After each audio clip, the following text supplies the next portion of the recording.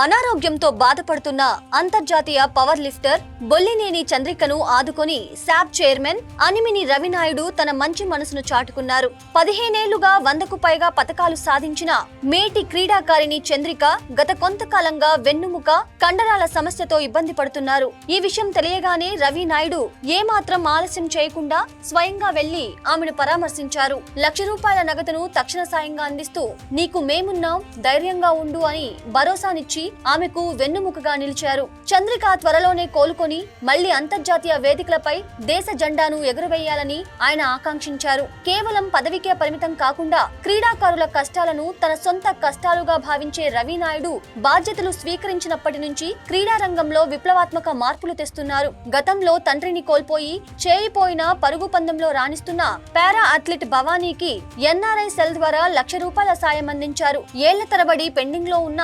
16,30,00,000 క్రీడా ప్రోత్సాహకాలను ఒకేసారి విడుదల చేయడంలో ఆయన కీలక పాత్ర పోషించారు. దీనివల్ల వేలాది మంది క్రీడాకారుల కుటుంబాల్లో వెలుగులు నిండాయి. ఎర్రాజీ జ్యోతి వంటి అంతర్జాతీయ అథ్లెట్లకు కూడా ప్రభుత్వం తరపున పూర్తి సహకారం అందిస్తున్నారు. వ్యవస్థలో అవినీతి లేకుండా పారదర్శకంగా ఉండటం కోసం రవినాయుడు సరికొత్త నిర్ణయాలు తీసుకున్నారు. క్రీడాకారులు తమ సర్టిఫికేట్లను నేరుగా అప్లోడ్ చేసుకునేలా ఒక స్పోర్ట్స్ యాప్ ను తీసుకువచ్చారు. దీనివల్ల మధ్యవర్తుల గొడవ లేకుండా నిజమైన క్రీడాకారులకే సాయం అందుతోంది. అలాగే రాష్ట్ర వ్యాప్తంగా క్రీడా మైదానాల అభివృద్ధికి 54 కోట్ల విలువైన పనులను ప్రారంభించారు. విశాఖలో కొత్త స్టేడియం, విజయనగరంలో స్పోర్ట్స్ స్కూల్, గిరిజన ప్రాంతాల పిల్లల కోసం ప్రత్యేక క్రీడా పాఠశాలల ఏర్పాటుకు శ్రీకారం చుట్టారు. క్రీడాకారుల భవిష్యత్తుకు భరోసానిస్తూ ప్రభుత్వ ఉద్యోగాల్లో 3% రిజర్వేషన్ ను పక్కాగా అమలు చేస్తున్నారు. తిరుపతిని ఒక స్పోర్ట్స్ హబ్ గా మార్చేలా అక్కడ 200 మంది కోసం వసతి గృహాన్ని నిర్మిస్తున్నారు. క్రీడాకారుల సంక్షేమమే మా లక్ష్యమని చెప్పడమే కాకుండా